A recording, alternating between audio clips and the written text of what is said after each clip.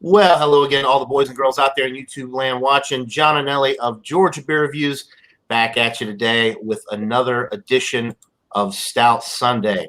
And joining me this morning, as always, we have Michael Kormeroff from Brooklyn, New York. Good morning, Michael. Good morning. We have Robert, the Whiskey Scout from Kansas, who is outside monitoring his smoker and drinking a stout with us on this fine Sunday morning. And we have Ronald J. Theriault, the one, the only, Louisiana Beer Reviews. Thanks for joining, guys. You're welcome. All right. We will get right into it, starting with Michael Kormeroff. What are you bringing this morning, Michael? Okay, it is from Terrapin Brewing of Athens, Georgia, and it's called Wake and Bake, and it's a 9.4-ounce Imperial Coffee Oatmeal Stout.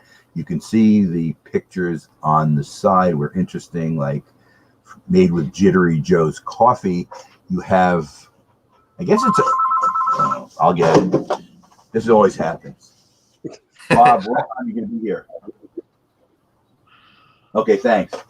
Sorry for the interruption. No worries. Life happens. Go on to somebody else to describe what they're doing because I have a mission now. I'll be right back. Okay. All right.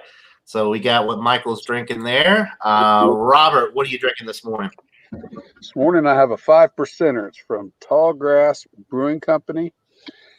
They were the original brewers. Now it's being, I think they paid for the rights. Wichita Brewing Company is brewing it under license for Tallgrass Brewing Company is what's going on here. It's a 5%er. It's brewed here in Wichita, Kansas. Oatmeal cream stout. Buffalo Sweat's the name of it.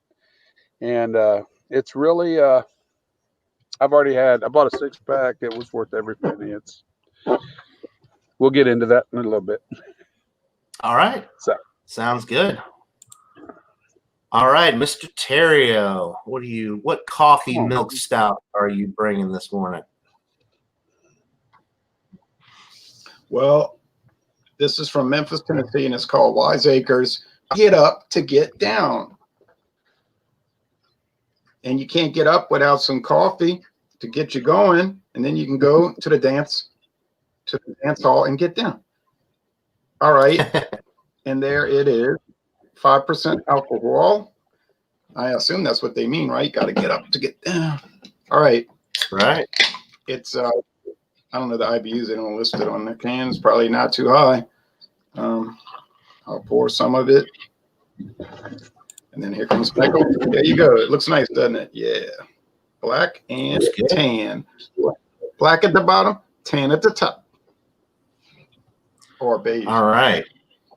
So we've got Yarning with Angela joining us this morning. Says hello, gents. Good morning to you, Angela. Thanks for stopping by. Okay, so I'll go ahead and tell everybody what I've got. I did this a couple weeks ago on Stout Sunday, so I'm going to do something a little different. I've got the extra Irish extra stout, 6.5% alcohol, 40 IBUs, aged in Jameson casks. I did rate this, I believe, an 85 when I did it originally. So what I'm going to do to see if it improves is I'm going to infuse it, as Mr. Theriault would say, with Screwball peanut butter whiskey out of Mariloma, California. This is a peanut butter whiskey made with real peanuts, no artificial flavoring here. So if you're allergic to peanuts, stay away from this product. So we'll see if the Screwball and Pontoon Brewing Company infusion, if it works. Okay, so let's go ahead and get right into the tasting. We got to start back with Michael Kormeroff and his Terrapin Wake and Bake.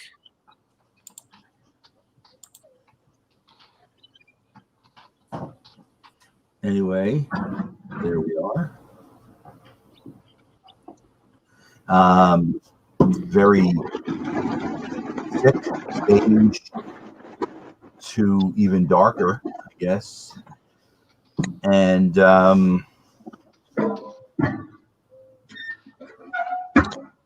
lots of coffee, which I guess is not to be unexpected. And Other than that, nothing. Lots of coffee. And coffee, I guess, is the kind of added flavoring or taste profile in beer that's interesting, because if you're not a coffee drinker, it's not something which you're going to be looking for, because some people just don't like it. I am a coffee drinker, so for me, it's something which is positive. And there's roasted malt as well.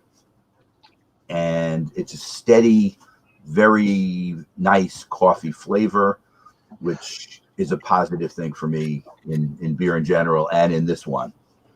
So I'm going to sit and think about more about it, and I'll get back later on. All right. All right, Mr. Scout, are you ready? Yep, I'm ready. Get a pour here. Trim my fingernails. Under that edge ain't always the easiest.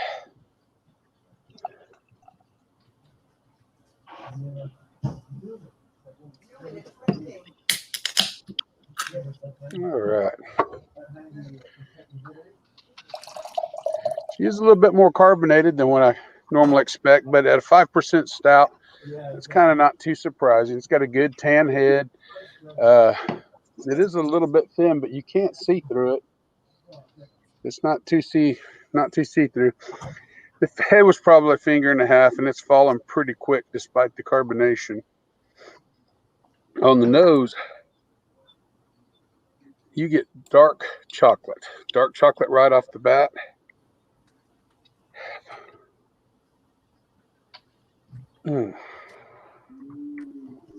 It's got that roasted malts that you would expect, but that dark chocolate is so pervasive in this one.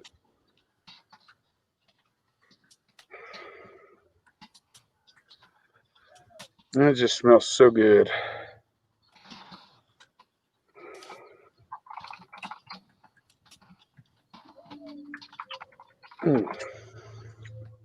Dark chocolate, roasted malts.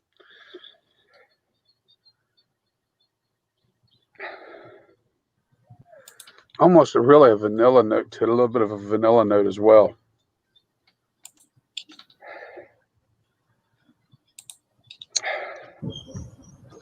Cheers. Cheers, Robert. Cheers to you.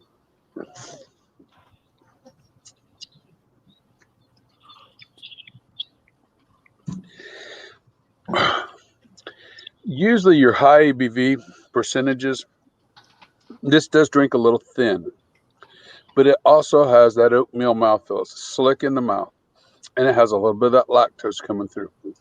Still has all the dark chocolate, you think.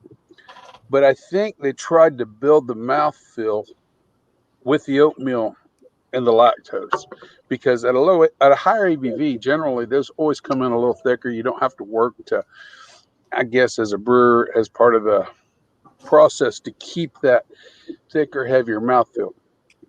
But it's kind of it kind of thins it out some. But overall, the flavors are very upfront, very, very good in this. The chocolate is just awesome in this. I mean, it really has a great chocolate note in it, and it just kind of is very, very pervasive. Even almost, and it's going to sound crazy, but a slight cola note comes through, just a little bit of a one. But it does suffer from being a little bit thin. That's the only thing. Other than that, kind of enjoy it. Let's let it warm up a little bit more and think on it, and we'll come back around. I might even have another one for you. All right, nice 5%er. Yeah, drank a few of them. Okay, with that, we will go to Mr. Terrio in Louisiana with his Wiseacre Brewing beer.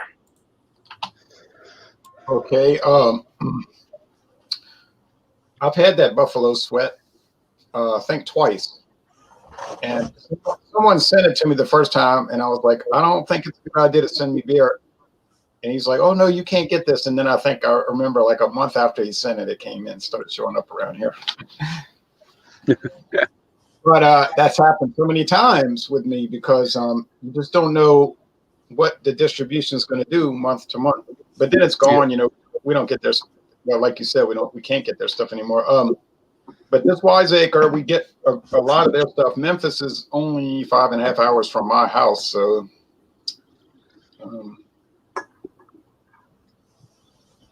It had a nice medium beige head. It's got a dark brown appearance. Let's see about the aroma is very coffee. It's a coffee note. It really was strong when I first poured it. So if you like a strong coffee nose, this should work for you. What else? I suppose dark malts and that sort of thing. The flavor. Cheers to you all. Cheers. Cheers, Jay. Cheers to all y'all, and cheers to the viewers.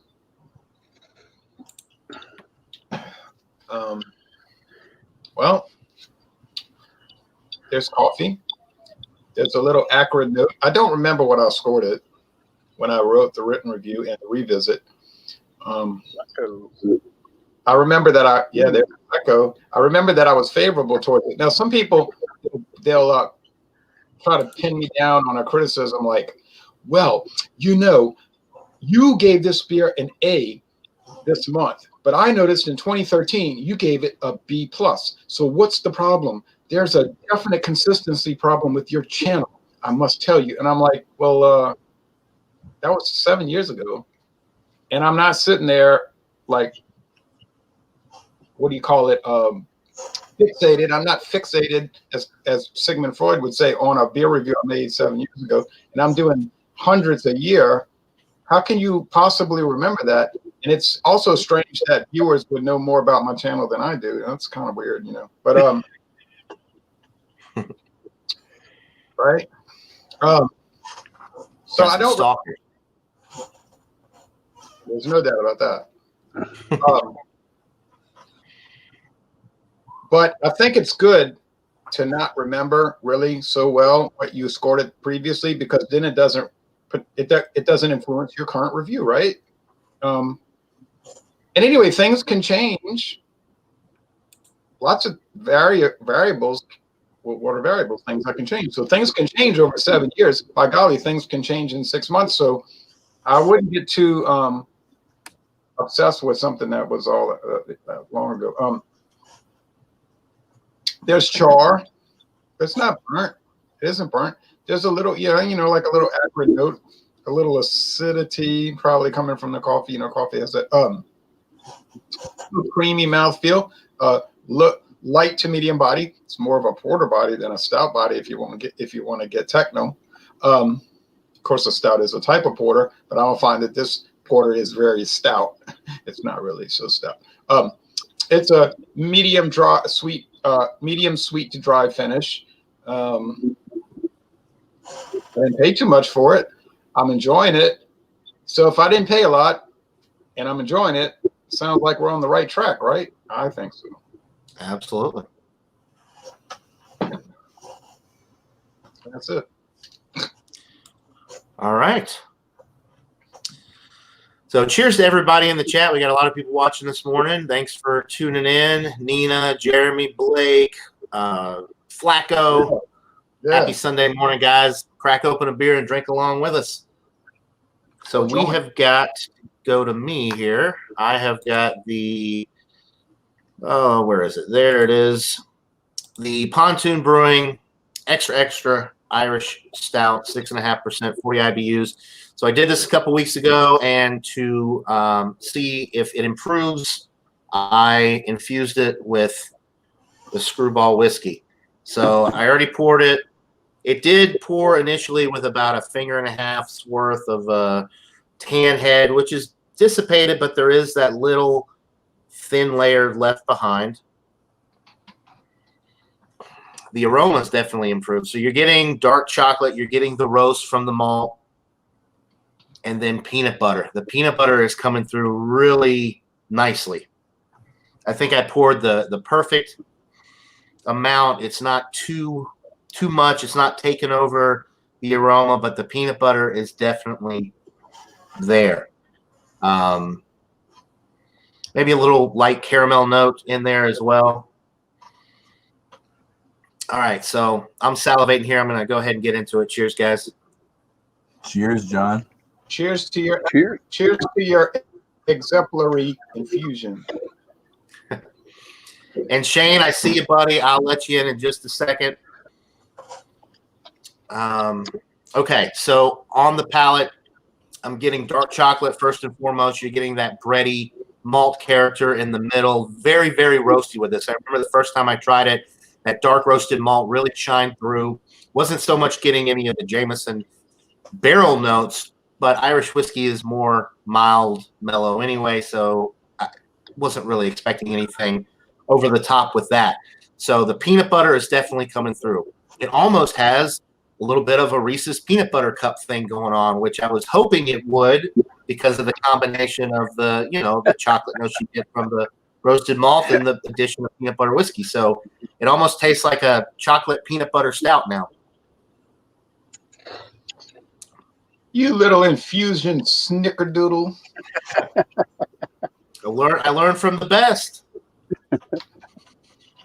This is really good. It actually, I'm liking this a lot better. It doesn't necessarily add any booziness to it because the Screwball whiskey by itself, you can just shoot it down pretty easily. It's like liquid peanut butter. There's no real alcohol burn or anything with it. And it's a little bit lighter. It's more of a liqueur, I guess, at 70 proof. It's a little bit lighter than what you get with a standard whiskey. It's really enjoyable. The mouthfeel is creamy. The body is medium, a little bit on the high medium side with the addition of the Screwball, but it's not really a heavy bodied beer for a stout. It finishes very smooth, semi-dry, a little bit drier probably than it did initially when I tried it 2 weeks ago because the dryness that you get from the whiskey.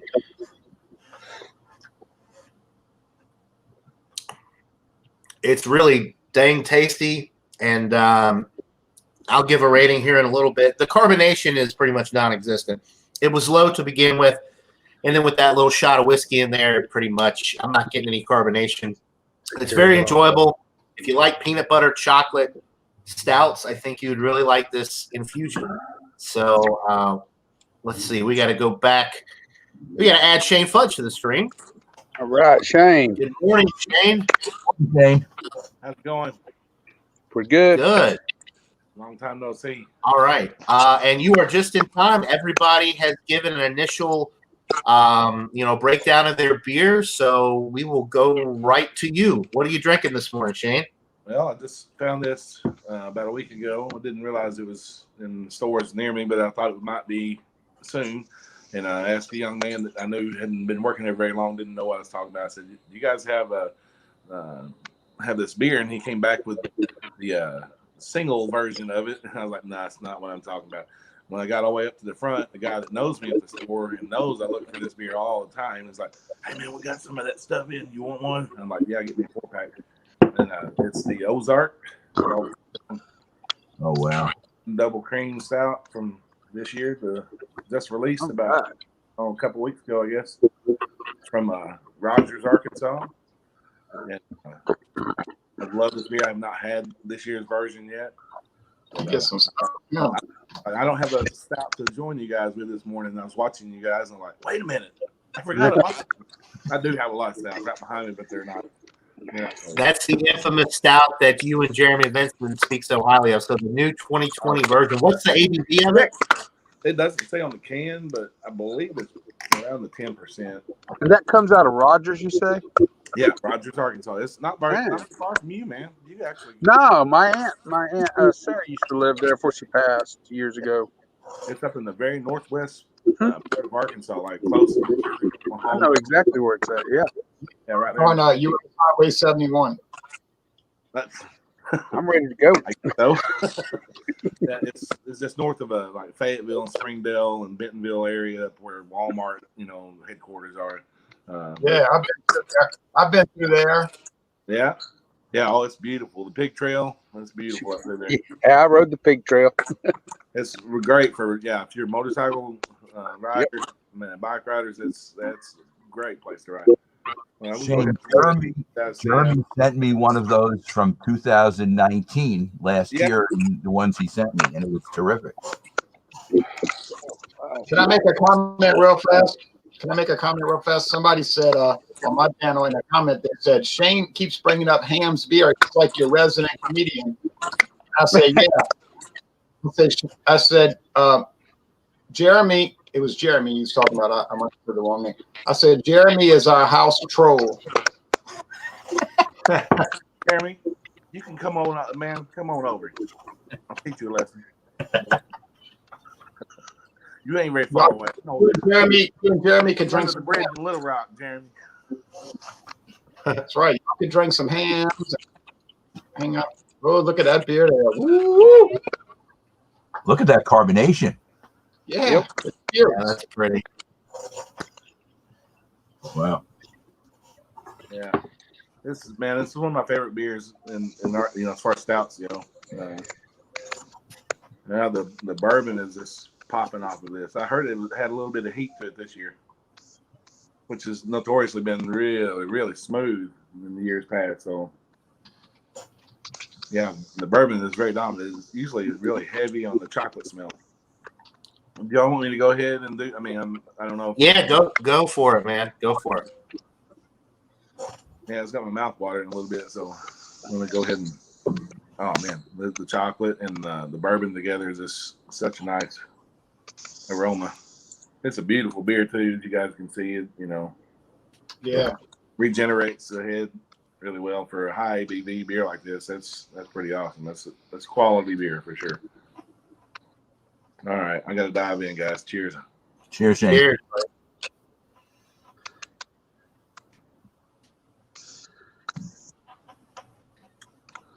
Oh yeah, man. There's no heat in that. If you're not used to barrel aged stout, I can see where people would think that there's no heat. That's smooth as silk right there. It's very silky. It's a chewy beer. It's like the mouthfeel. You can eat this beer thing. Yeah, that's great, man. That's great as usual. Jeremy can't join because his hotspot ain't working. That looks good, Shane. Yeah. Oh, it's a great beer, guys. I want to get this into you guys' hands sometime. When I can, I'll try to get some of you guys some of this because I know Michael, you've had it. I can't remember if I sent you one in the past, Jay. Jeremy sent me one last year, which was excellent. I don't recall that one, Shane. I may not have had it at the time when I sent the beer before, but yeah, I think you guys would appreciate barrel aged stouts. Michael will probably agree. You would dig this one too. It's a great beer. It's just the distribution of it, just here in Arkansas, it doesn't sell out as fast as it used to because I think they're making more of it. Is why. Yeah. I mean, you can find it. It does sell out. Each year it does sell out before the next one comes in. Unlike Goose Island and KBS and those beers, I still see years from that stuff sitting on the shelves now. But this one, they kind of keep hidden. They don't keep it out on the shelves so much because people will come in and just buy the whole lot. But yeah, this is a great beer. I will get this in you guys' hands someday, I promise. Because I want to see what you have to say about it too. Just a great beer, man. I highly sounds great. I really enjoy this. That sounds real good. Let me say one thing to Shane though. You listen here, Shane. If you send me some beer, you had better make sure the date is good, and I mean good. What? Now you were cutting out, Jay. I couldn't understand what you said. I said, if you send me, okay, am I back now? Yeah. Huh? You're good. What? You're mocking me. You're mocking me. Hey, yo, can you hear me now? Yes. Okay. What I'm going to say to you, and listen carefully.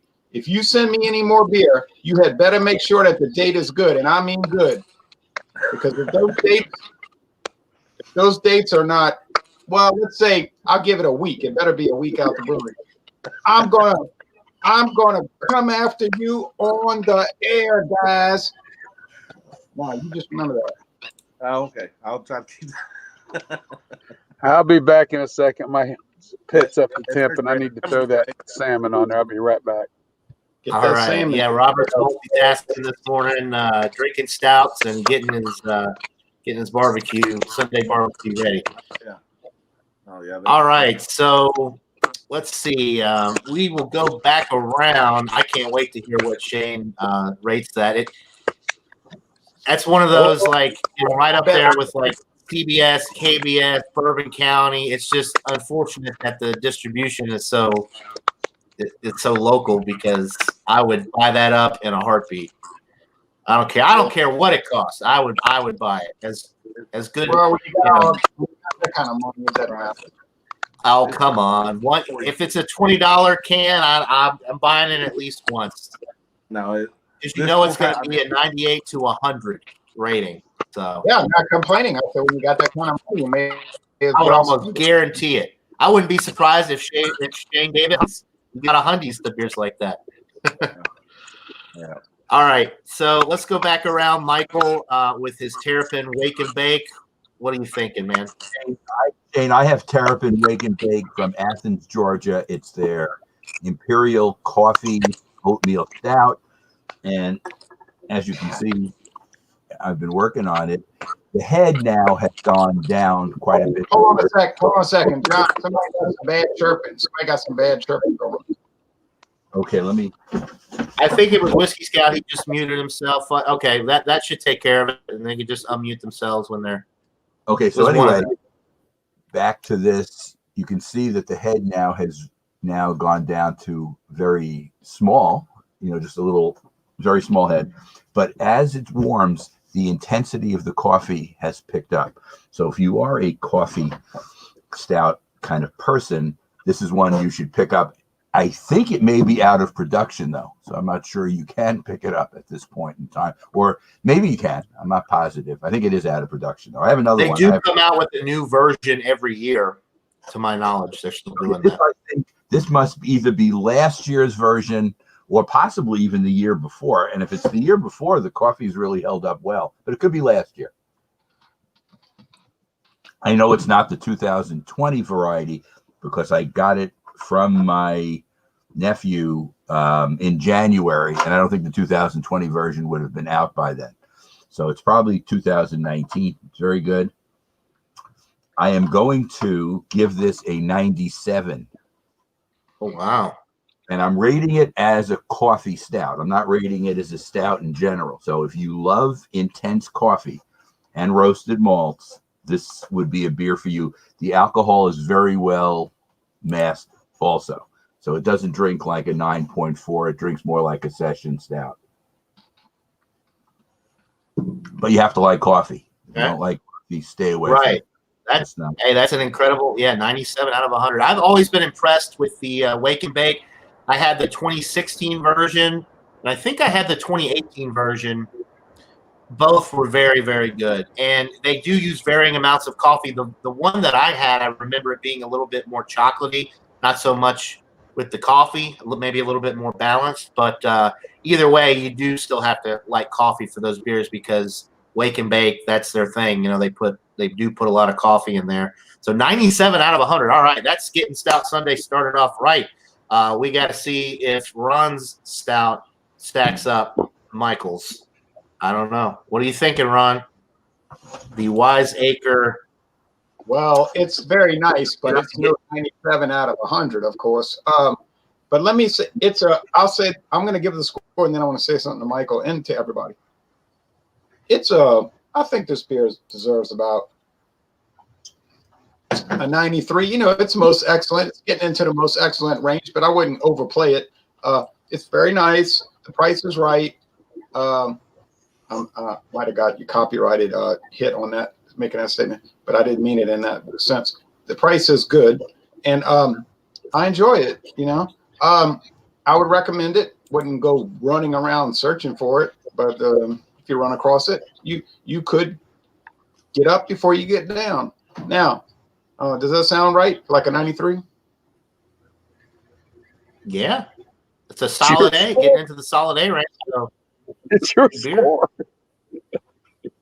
Yeah, but I want to make sure my score is good. And secondly, wants to make sure that that score is copacetic. right, if it's acceptable. Second thing is, Michael, I was at the hot rod shop with David and a bunch of other people not on camera, although they were given the opportunity to go on camera. And David said he wanted to try this 2015 vintage Tiramisu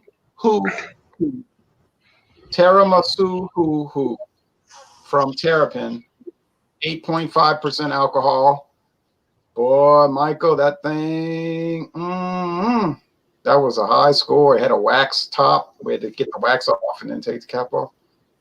That was the Terrapin. If you ever see Tiramisu, which is hard to find, and I don't think they make it too much, I would jump on that quick. I've had that. It's very, it's awesome. It's a dessert, isn't it?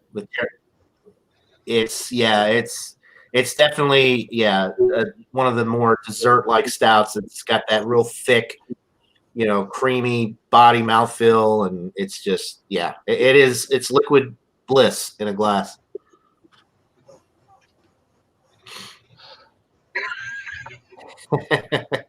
Okay, so we've got a 97, we've got a 93. Robert, the Whiskey Scout, has got to give us his rating for the Tall Grass Buffalo Sweat. And we already know that he likes it. Are you still on your first one, or is that number 2? Yeah, I'm still on my first one. I've been too busy to open another one in between everything. As it warms up, the coffee note comes through from the roasted malts. Because when I tried it earlier, this is like I only got 2 left. Actually 1 left now. But I noticed that I wasn't getting the coffee this morning, but I think it's because it was really, really cold right off the bat. The coffee note is coming through now. But I'm still the thinness. I mean, you're trying to make up for that thinness by adding the oatmeal and the lactose. And that's sort of helping, but it's not taking you all the way. I'm going to give it a 90, an even 90. I mean, I really like it. It's something you can sit down and have 2 or 3 like you couldn't do with the KBS, CBS, or any of the high ABV stouts. You can do that with this and enjoy it, and you still get a lot of the flavors. They keep the flavor profile really good on it. It's just a bit thin for my liking. That knocks it down quite a bit, actually. So, other than that, it's a great. I have no issues with it, and $9.99 for the 6-pack. So, that's reasonable. Yeah, not bad at all. For an independent brewer and a small craft, that's pretty much right. Right. How much? For my area. Okay.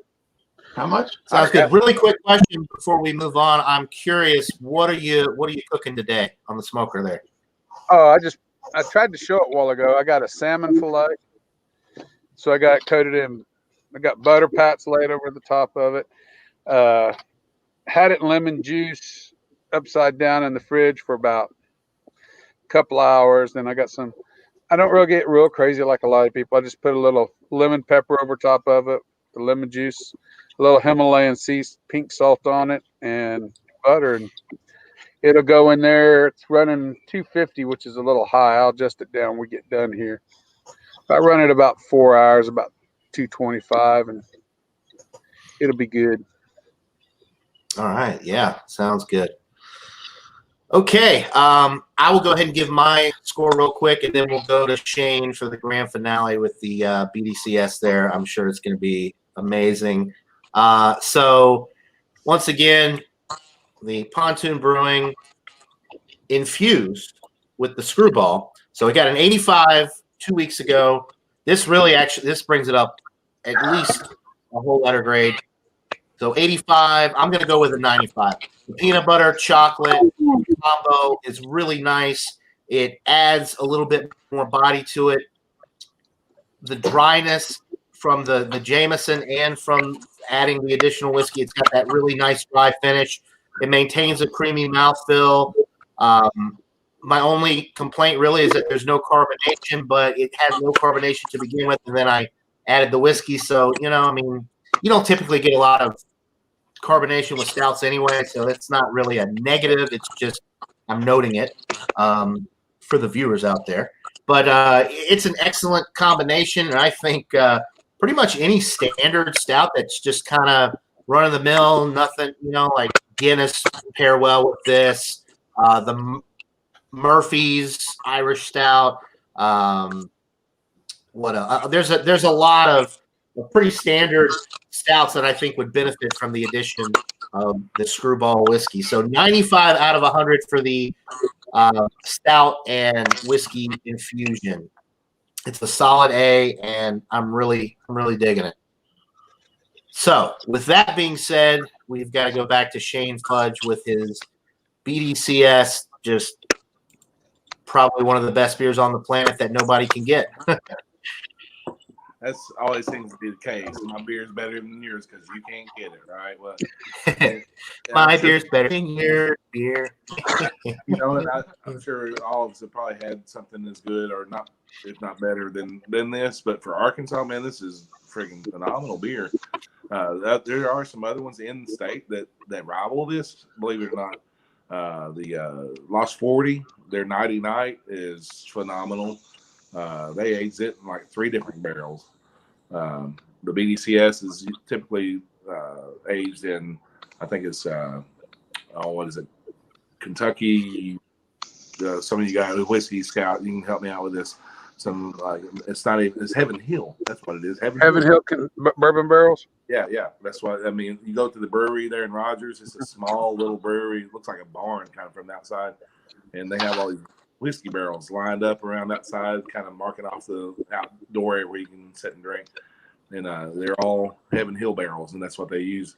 The head brewer there actually did help out with the Goose Island Bourbon County brand stout beer. So when he lived there, he and his wife started this brewery in Arkansas, and she was from Arkansas originally. So they centered there in Rogers. Man, this is the 6th year of it. I've had every year except the very first year. I didn't get my hands on a can of that because it was just sold from the brewery. It was gone as soon as they released it. But I have some aging behind me all the way back to 16, so I got a 5-year vertical of it now.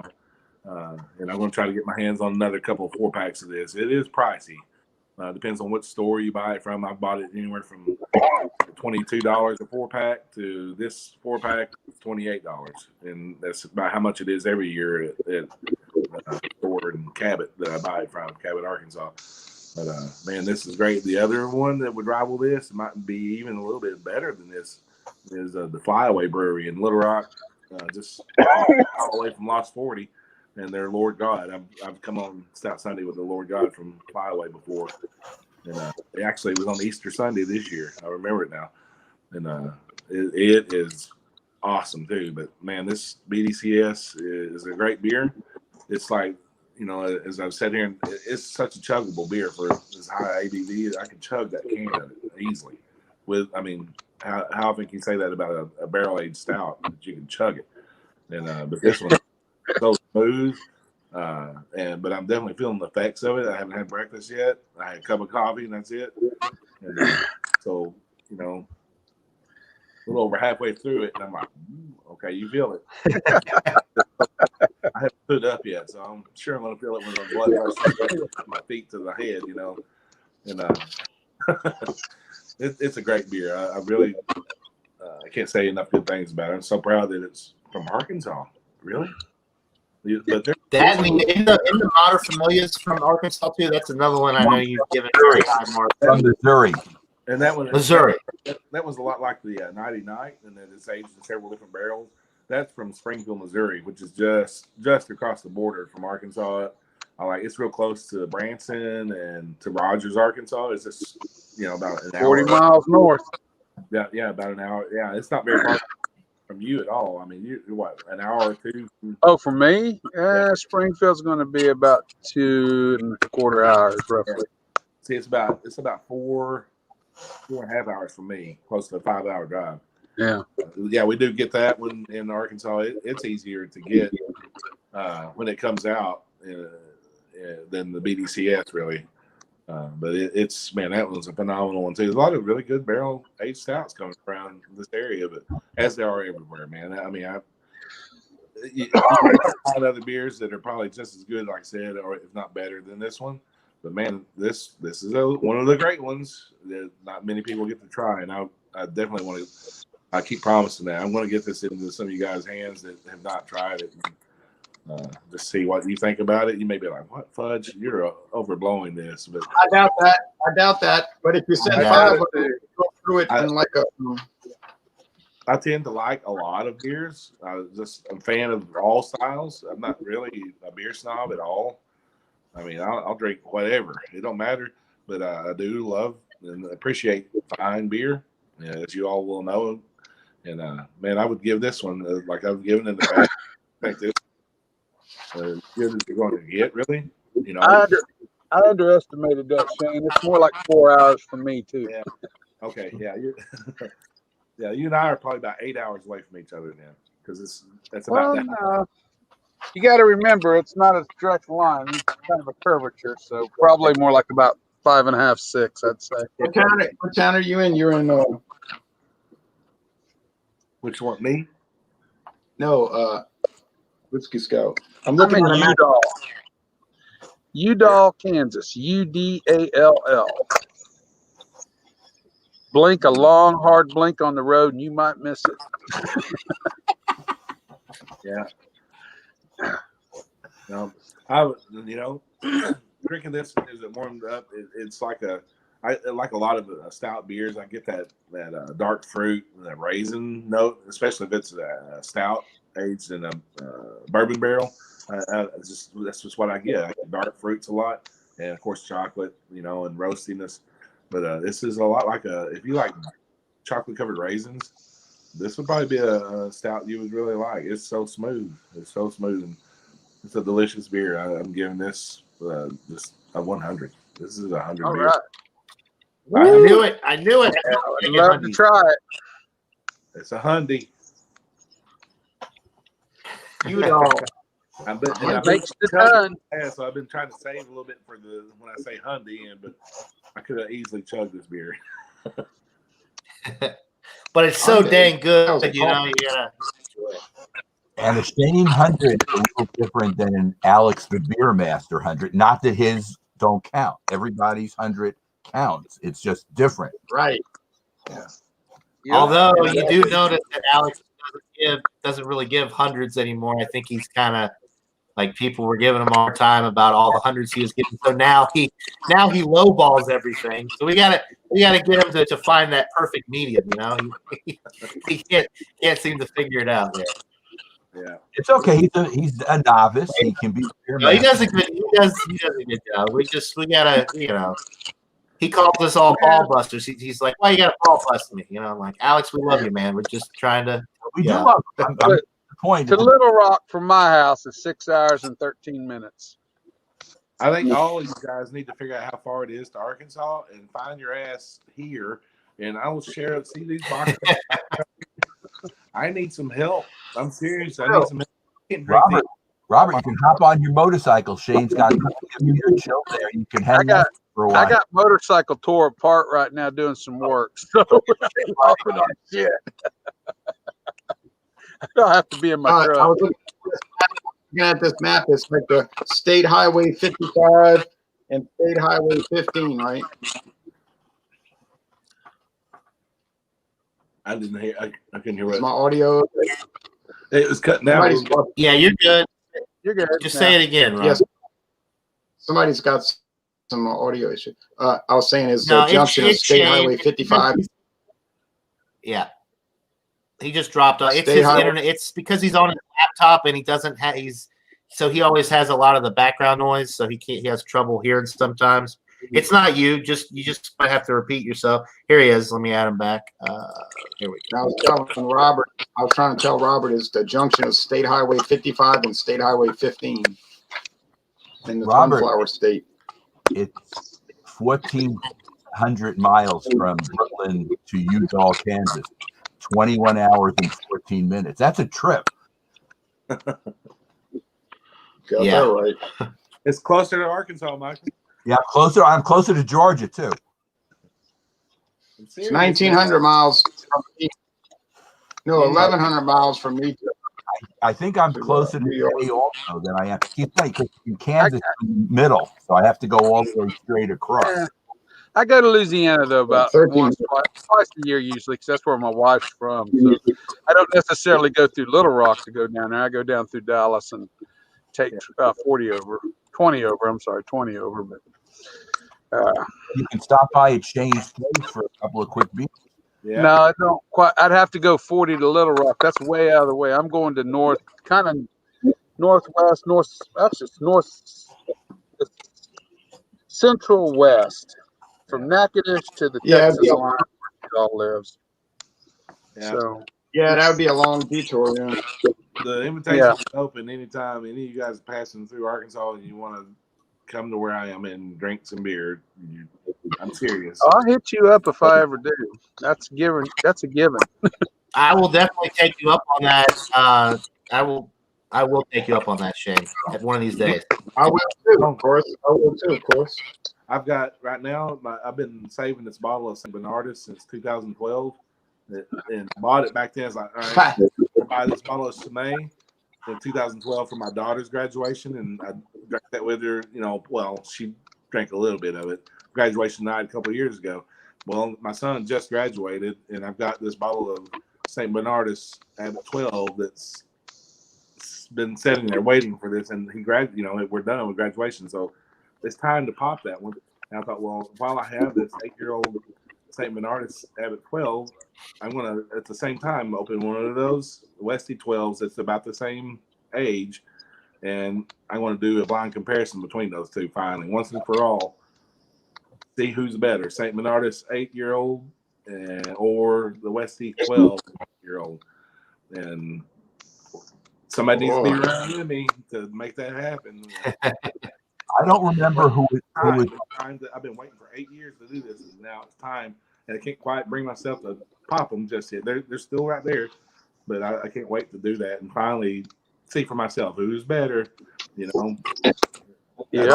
On an Stout Sunday to his archives and took some of his beer back and how much stuff he has back there. He has he's like Jay's friend David. He's got a collection. I don't know. I haven't seen his collection. He's probably, the way Jay talks is probably extensive. But I would love to. I thought about actually putting mine on the spreadsheet because I forget. I open boxes once in a while and just look and see what I have. I'm like, oh shit, I forgot I had that. I do that with whiskeys, believe it or not. I need to put it on. When we get off the air, I'll tell y'all what whiskey David insisted that I try yesterday. Okay. Well, I guess we could go ahead and wrap up the live portion of this. I have one show and tell item. Yeah. Okay. Go ahead. Now, I don't know if anybody noticed yet. I put it up what I did last night. This is another product from Zwick. They have an IPA now. Oh, really? Wow. Zwick. Baltic IPA? No, it's just a session IPA, but it's funny. It's Latvia? This is from Poland. Poland, yeah. My wife went to Poland several years ago. Brought back a beer from Zwick for me. It wasn't that one, obviously, but it was like a lager or something. Well, they have a porter too, and the porter is very good. It came in 5th yesterday out of 14, which is among some very good beer. So it was very good. But this, I don't know about the Poles and IPAs. I would be afraid. Somebody gave it. I will try it, and I'll let you go. Maybe I'll try this on a wild card Wednesday, so I can actually be talking to people about it, because this will be interesting. But I don't think the Poles are known for their IPAs. Doesn't seem like something you'd expect them to do well, but you never know. I have an open mind, and I'm willing to try. It's not going to be a New England style, though. I have a feeling. No. It says that it's a Session India Pale Ale style, hopped with American hops. So we knew they weren't going to be using Polish hops. So no. I like I like Zwick. It's 5%, so it's definitely session, and it's a 16.9 ounce bottle. Maybe I'll do that this Wednesday. It sounds like a good beer to do. I would say so.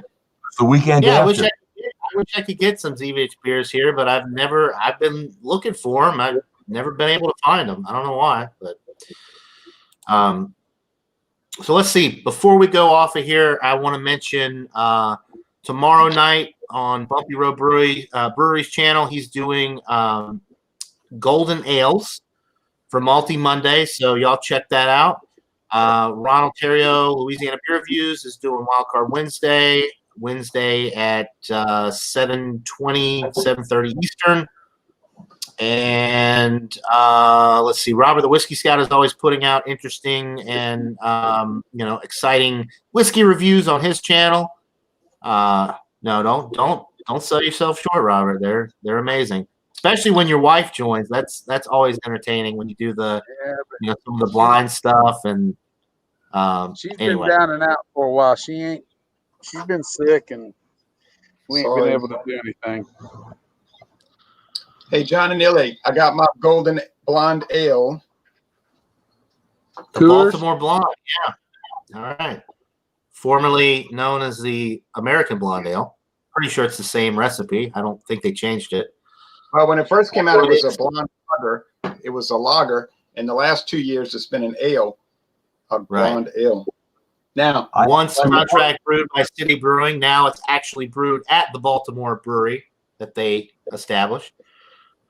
I have a golden ale from Alsace-Lorraine region of France, which was one of the contested regions in World War II between the Germans and the French. So it's not just World War II. From before World War II. Yeah, since the 1640s, they've been fighting. They were fighting over it. Here's my next taste challenge, y'all. Bellows,